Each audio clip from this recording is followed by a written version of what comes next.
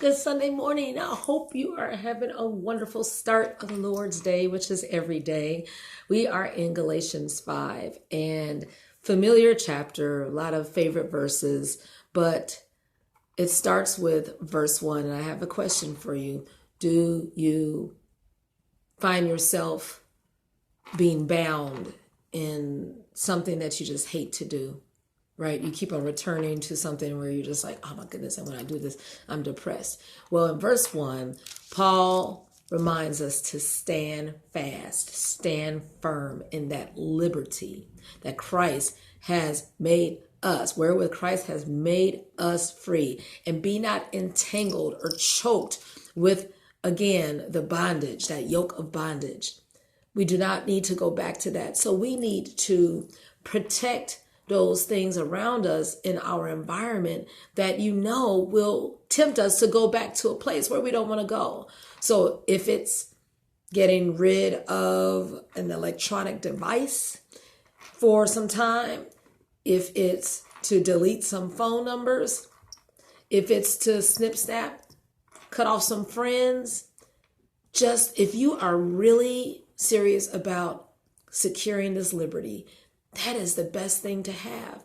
And later on in this chapter, Paul talks about, now don't take advantage of this liberty because you are to enjoy the fruits. It's an abundant life. You're happier when you're free. You're not bound in sin and addictions and the enemy's influence got you. And then you feel miserable afterwards. Believe me, I know about that. But we are to put some safeguards. And in verse 13, like I said, it says, ye have been called unto liberty, freedom in Christ, enjoyment. Only use not this liberty, this freedom, for an occasion to the flesh, an open door. I'm grown. I can do what I want. I'm a big girl. I'm a grown man.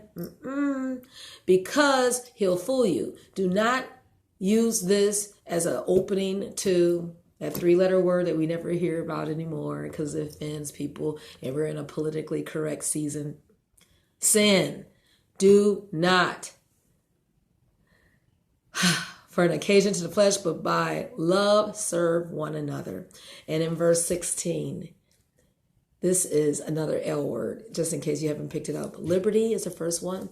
The second one is lust. But walk in the spirit, and ye shall not fulfill the lust or the desires or the cravings of the flesh. So that means walk daily, live in that. This is a battle, right? It's against our nature, our carnal nature, and the spirit. So we can't just be like, oh, whatever, I'm human. God knows my heart. This is serious stuff.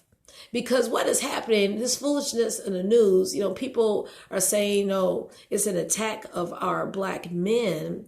And believe me, I am raising one myself who is about to be a legal, of age, exactly 3 months from today. No, 4 months from today. He'll be 18. 3 months from today, Lord willing, he will be graduating from high school. So I know about, as far as, promoting and protecting our men. But some of this that is going on in celebritydom and even in the communitydom is dumb. It's because we are not looking at the details. Come on now, adults, parents, mothers. We have discernment. We know when our children, even our girls, are struggling with something. The Lord will reveal. There have been times, where the Lord has told me, Michelle, don't have him come down. Go upstairs and see what's going on. The Lord will tell us if we really are connected to his spirit. That's why we got to walk in the spirit so that ye will not fulfill the lust of the flesh. For what? The flesh, in verse 17, lust is against the spirit, and the spirit against the flesh. These are opposite. These are contrary to one another.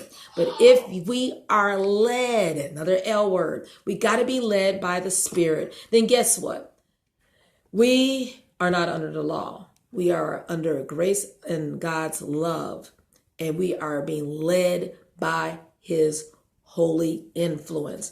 And it goes on to list, you know the list, all the works of the flesh, the adultery, the fornication, the wild parties, the revelings, the drunkenness, the jealousy. We know all that. The wrath, the anger. It goes on in verse 20 and 21. And then opposite, we want to have the fruits of God's Spirit: love, joy, peace, long suffering, right? We know those, goodness. That is from being in communion, standing fast in this liberty, so that all of this will be evident in our lives daily.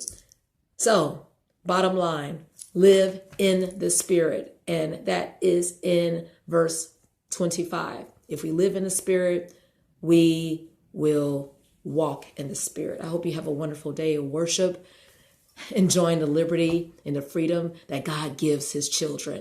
Keep it.